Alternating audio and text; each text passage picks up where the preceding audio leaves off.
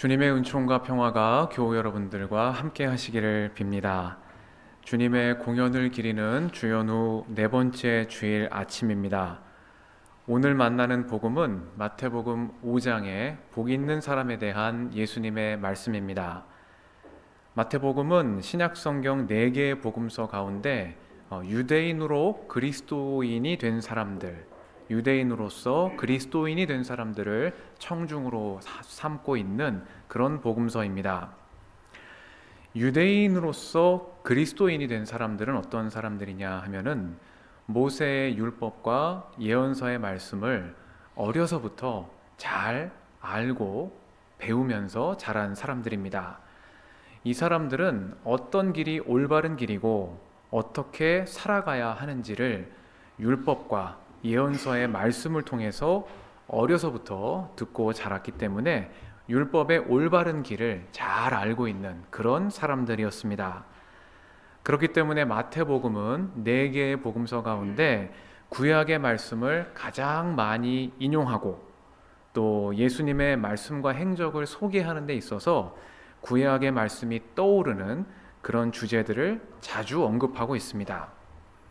이거를 통해서 예수님을 율법의 상징인 모세와 또 예언서의 상징인 엘리야, 그리고 위대한 임금의 상징인 다윗에 빗대서 이 사람들보다 더 뛰어나신 분, 구약의 온 율법과 예언서의 말씀을 완성하신 분으로 예수님을 소개하고 있는 책이 바로 마태복음입니다. 모세와 엘리야와 다윗은 히브리 전통에서 서로 다른 세 개의 직무를 대표하는 사람들이라고 볼 수 있습니다. 모세는 제사장이죠. 엘리야는 예언자이고 다윗은 임금입니다. 그래서 예수님은 누구이신가? 라는 질문에 대답하는 데 있어서 교회는 예수님이 이 모든 직무를 동시에 수행하신 분이시다. 예수님은 제사장이시고 예수님은 예언자이시고 예수님은 왕이시다. 그렇게 소개하고 있습니다. 이것을 신학적으로 그리스도의 3직무론, 무누스 트리플렉스라고 부르고 있습니다. 예수님은 모세에 비할 바 아닌 제사장이시고 엘리야에 비할 바 아닌 예언자이시며 다윗에 비할 바 아닌 임금이시다라는 교회의 선언입니다. 마태복음은 이런 그리스도의 3직무론의 신학적 토대가 되는 그런 말씀입니다. 그런데 예수님을 이렇게 앞선 히브리 구약 성경의 지도자들보다 뛰어난 인물로 묘사하려면 설득력이 있어야 되겠죠. 무턱대고 주장하기만 한다고 해서 사람들이 그것을 받아들이지는 않을 것이기 때문입니다. 그래서 마태복음이 주목하는 것이 있습니다. 바로 실천입니다. 말씀을 아는 것은 바리새파 사람들, 율법학자들이 더 잘 압니다. 그러나 마태복음은 계속해서 이들을 위선자라고 비판하시는 예수님의 모습을 소개합니다. 단지 말씀을 많이 아는 것, 잘 아는 것만으로는 부족하다는 것입니다. 중요한 것은 말씀을 아는 데 머무르는 것이 아니고 말씀을 실천하는 자리로 나아가는 것이다. 이것이 마태복음의 주된 메시지입니다. 그래서 예수님은 마태복음 7장 21절에서 이렇게 말씀하시죠. 나더러 주여 주여 하는 자마다 다 천국에 들어갈 것이 아니요 다만 하늘에 계신 내 아버지의 뜻대로 행하는 자라야 들어가리라. 그렇게 말씀하십니다. 모세는요, 신명기 말씀을 통해서 말씀을 듣는 것의 중요성을 계속해서 강조했습니다. 들으라 이스라엘아. 이 샤마 동사가 92회 사용된다고 제가 말씀드리지 않았습니까? 말씀을 잘 귀 기울여 듣는 것, 그것이 하나님께로 나아가는 첫걸음이 되는 것입니다. 그러나 예수님은 모세의 길에서 더 나아가서 말씀을 잘 듣는 데 머물 것이 아니라 아버지의 뜻대로 행하는 자라야 천국에 들어간다. 그렇게 말씀하고 계시는 겁니다. 율법의 실천을 중요하게 여기시는 예수님의 모습입니다. 또 마태복음 23장 2절 이하에서는 이런 말씀도 하셨습니다. 예수님은 율법의 전문가들인 율법학자들과 바리새파 사람들을 모세의 자리에 앉은 사람들이다 그렇게 칭하시며, 그들이 너희에게 말하는 것은 무엇이든지 다 행하고 지켜라. 그러나 그들의 행실은 따르지 말아라. 그들은 말만 하고 행하지는 않는다. 그들은 지기 힘든 무거운 짐을 묶어서 남의 어깨에 지우지만 자기들은 그 짐을 나르는데 손가락 하나도 까딱하려고 하지 않는다. 그렇게 말씀하셨습니다. 이 바리새파 율법학자들이 하는 말은 다 맞는 말이니까 그들이 전하는 말씀을 잘 새겨듣고 무엇이든지 그대로 행하는 것이 너희에게 유익이 될 거다. 그런데 저 사람들의 행실은 본받지 말아라. 왜냐하면 저들은 말하기만 좋아하고 행하지는 않는 위선자들이다. 저들은 자신들도 지기 힘든 무거운 짐을 잔뜩 묶어서 남의 어깨에 지우지만 자기들은 손가락 하나도 까딱하려고 하지 않는 사람들이다. 예수님은 이렇게 말씀하고 계시는 겁니다. 오늘 본문인 마태복음 5장의 산상수훈의 말씀 역시나 이렇게 말씀을 실천하는 데 강조점을 두고 있다라는 것입니다. 마태복음 저녁 묵상 통해서 여러분 살펴보셨습니다마는 예수님의 산상수훈이 펼쳐지는 마태복음 5장부터 7장까지는 전부 이렇게 말씀을 실천하는 윤리적인 삶에 대한 가르침이 이어지고 있는 것을 우리가 볼 수 있습니다. 오늘 팔복에 대한 말씀에서부터 너희는 세상의 소금과 빛이니 너희의 착한 행실로 아버지께 영광을 돌리게 하라 하는 말씀, 또 분노에 대한 말씀, 맹세에 대한 교훈, 원수 사랑, 올바른 자선 행위, 열매를 보고 그 사람을 알아야 한다, 이런 말씀들 모두가 말씀을 아는 것보다 말씀을 실천하는 것이 중요하다라는 마태복음의 강조점이 실려있는 그런 본문들이라고 말씀드릴 수 있겠습니다. 어떤 사람이 복이 있는 사람인가? 오늘 말씀을 통해 살펴보면은 심령이 가난한 사람에서부터 의를 위하여 박해를 받는 사람에 이르기까지 율법과 예언서의 말씀대로 행하는 사람들이 복이 있는 사람들이다. 예수님은 그렇게 말씀을 하고 계십니다. 말씀을 듣기만 하는 것이 아니고 가난한 심령으로 하나님께 나아가는 사람들, 말씀을 행함으로 슬픈 일을 겪게 된 사람들, 온유하게 행하는 사람, 의에 줄이고 목마른 사람, 자비를 실천하는 사람, 이런 사람들이 복이 있는 사람이라고 예수님께서 가르쳐주고 계시는 겁니다. 왜냐하면 아버지께서는 이렇게 말씀을 행하는 길에 나선 이들을 복되게 하시는 분이기 때문입니다. 오늘 복음의 말씀에 앞선 구약의 말씀은 미가서 6장의 말씀입니다. 제사장과 예언자와 임금 가운데 올바른 실천을 가장 강조하는 직무가 있다면 무엇이겠습니까? 아무래도 예언자들이다, 이렇게 우리가 꼽아볼 수 있을 겁니다. 예언자들은 하나님께서 이미 주신 율법의 길, 이 길에서 떠난 사람들에게 회개를 촉구하고 다시 율법의 바른 길로 돌아오도록 하나님의 뜻을 전하도록 그렇게 부름받은 사람들이 바로 예언자들이기 때문입니다. 그래서 예언자들은 이 말씀을 아는 것도 중요하게 여기지만 올바른 실천을 중시하는 역할을 히브리 전통에서 수행해 왔습니다. 미가는요, 유다 왕 요담과 아하스와 히스기야 시대에 활동한 예언자입니다. 미가는 대예언자인 이사야와 동시대에 활동한 그런 인물입니다. 이때는 유다가 그 아시리아 제국의 영향 아래 있었던 기원전 8세기입니다. 그런데 미가라는 예언자는요, 여러 면에서 이사야와 비교가 되는 인물입니다. 먼저 이사야는 예루살렘을 중심으로 활동하면서 유다의 왕실과도 친밀한 그런 관련을 맺었었던 제사장 출신의 귀족 엘리트 예언자라고 그렇게 칭할 수 있겠습니다. 그렇기 때문에 이사야서의 메시지를 보면 분량이 많기도 하지만 주로 왕실의 지배계급의 시각에서 유다 민족이 처한 역사적인 위기와 또 이것을 헤쳐나가는 믿음과 용기를 전하는 데 메시지가 집중이 되어 있는 모습을 우리가 보게 됩니다. 반면에 미가는 예루살렘이 아니라 유다의 변방 모레셋이라는 곳 출신의 예언자입니다. 여러분, 우리가 예루살렘은 들어보았어도 모레셋이라는 지명은 낯섭니다. 미가는 이 모레셋 출신의 평범한 농부로서 가축을 기르고 뽕나무를 재배하던 드고와 출신의 아모스처럼 평범한 삶을 살아가던 그런 인물이었을 것으로 학자들이 추정합니다. 그렇기 때문에 미가는요, 백성 다수를 차지하는 이 가난한 농민의 눈높이에서 부패한 권력층과 종교 지도자들을 고발하는 예언자로 성경에 등장하고 있는 것입니다. 같은 예언자라고 할지라도 하나님께서 맡겨주신 역할과 자리가 이렇게 다르구나 하는 것을 우리가 생각해 볼 수 있는 대목입니다. 미가는 이렇게 묻습니다. 내가 주님 앞으로 나아갈 때에 무엇을 가지고 가야 합니까? 이런 질문으로 오늘 말씀을 시작합니다. 여러분, 우리가 그렇죠. 어른을 뵙기로 했다, 어른을 만나기로 했다라고 하면은 저 어른이 좋아하시는 게 뭐가 있나 먼저 생각을 해보기 마련입니다. 식사를 대접하겠다라고 하면은 내가 뭘 좋아하는지보다 저 어른이 뭘 좋아하시나, 또 선물을 드리겠다고 하면은 어떤 선물이 좋을까, 누구나 이런 생각을 하게 되죠. 미가도 똑같은 생각을 했다는 겁니다.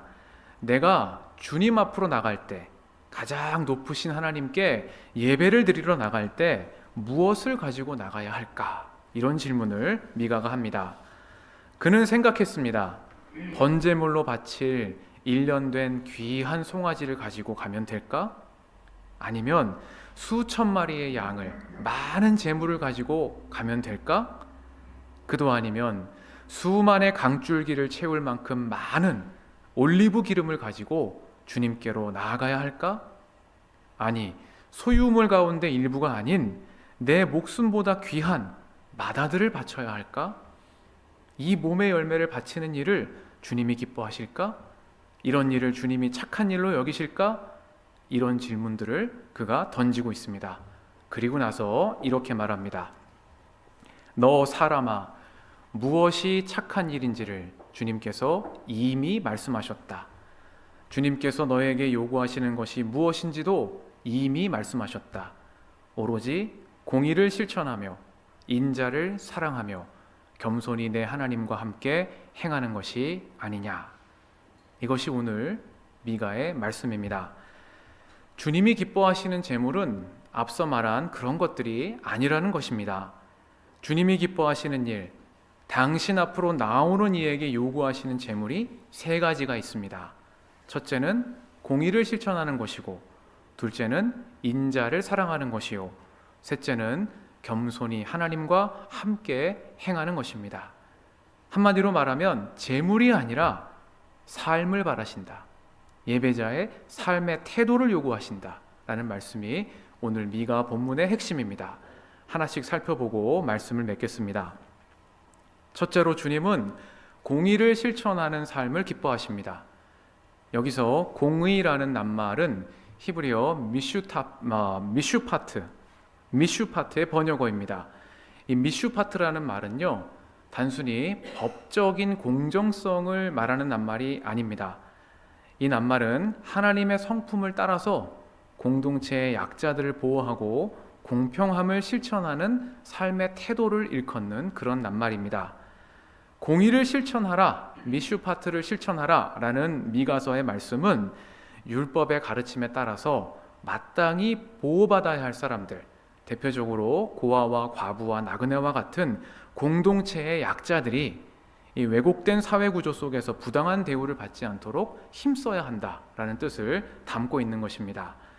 주님의 긍휼과 자비의 대상인 이 사람들이 사회적인 불의로 인해서 희생당하지 않도록 그들 편에서 주님의 정의를 실현해 나가야 한다. 이것이 미가가 바라는 하나님 앞으로 나아가는 사람의 첫 번째 태도입니다. 둘째로 주님은 인자를 사랑하는 삶을 기뻐하신다. 그렇게 미가는 이야기합니다. 여기에서 인자는 히브리어 헤세드의 번역입니다. 헤세드는요, 성경의 다른 곳에서 인애, 자비, 신실한 사랑 이런 다양한 의미로 번역이 되는 그런 낱말입니다. 인자를 사랑하라 라는 그런 말씀은 인간관계 안에서 이루어지는 사랑의 실천에 강조점을 둔 그런 말씀입니다. 다시 말해서 주님이 기뻐하시는 것은 당신의 성품을 따라서 인애와 자비를 실천하는 삶, 사랑을 실천하는 삶에 있다라는 말씀입니다. 주님의 성품을 닮은 사랑, 헤세드란 어떤 사랑입니까? 끝까지 사랑하는 것, 그것이 주님의 성품을 닮은 사랑입니다. 조건에 따라 달라지는 사랑이 아니고요, 언약에 기반한 사랑, 사랑하기로 결단하고 사랑하기로 약속을 맺었기 때문에 신실함으로 그 사랑의 약속을 지키는 사랑, 이것이 헤세드입니다. 주님이 우리를 사랑하시는 감정에 따른 사랑이 아니라 언약에 기반한 사랑, 이것이 구약 성경이 이야기하는 헤세드, 인자를 사랑하는 삶의 기초가 되는 것입니다. 그래서 하나님께 나아오는 사람도 이 마음으로, 아버지의 마음으로 다른 이를 사랑하되 끝까지 사랑하기에 힘써야 한다, 이렇게 미가가 이야기하고 있는 것입니다. 이것이 주님께서 기뻐하시는 인자를 사랑하는 사람의 길입니다. 마지막 셋째는 겸손히 주님과 함께 행하는 삶을 하나님께서 기뻐하신다고 그가 이야기합니다. 겸손히 하나님과 함께 행하는 삶이란 범사에 주님을 인정하고 크고 작은 삶의 의사결정을 내리는 데 있어서 하나님의 뜻을 구하고 주님과 동행하며 나아가는 삶을 뜻하는 말입니다. 여러분, 성인이 된 자녀가 부모님을 기쁘시게 하려면 어떻게 해야 할까요?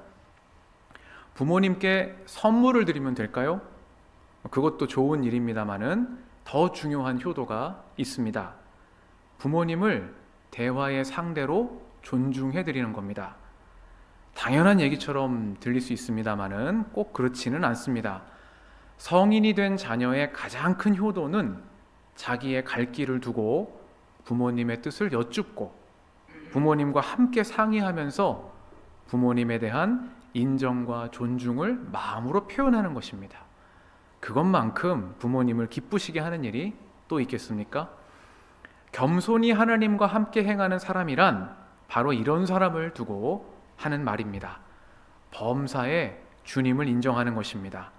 범사에 주님의 뜻이 어디에 있는지, 주님이 바라시는 것이 무엇인지를 구하고 어떤 길로 나아가야 할지를 자기 스스로 결정하지 않고 주님께 여쭙고 말씀을 통해 길을 찾아가면서 임마누엘 하나님과 함께 행하는 사람, 그 사람이 바로 겸손히 하나님과 함께 행하는 사람이고 주님은 그런 사람을 기뻐하신다고 미가가 이야기하고 있는 겁니다.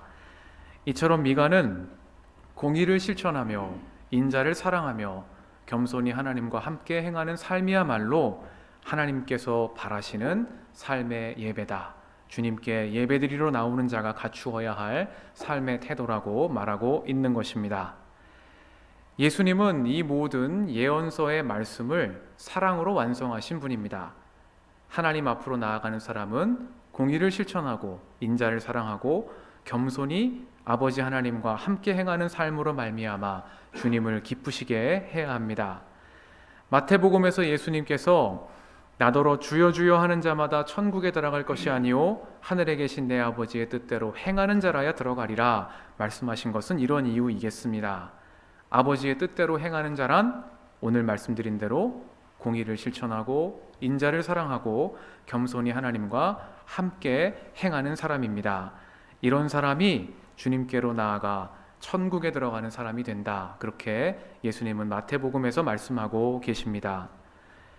사랑하는 교우 여러분, 오늘 우리는 주님 앞으로 나아갈 때 공의를 행하고 인자를 사랑하고 겸손히 하나님과 함께 행함으로 주님께 나아가야 한다는 예언자 미가가 전하는 하나님의 말씀을 들었습니다.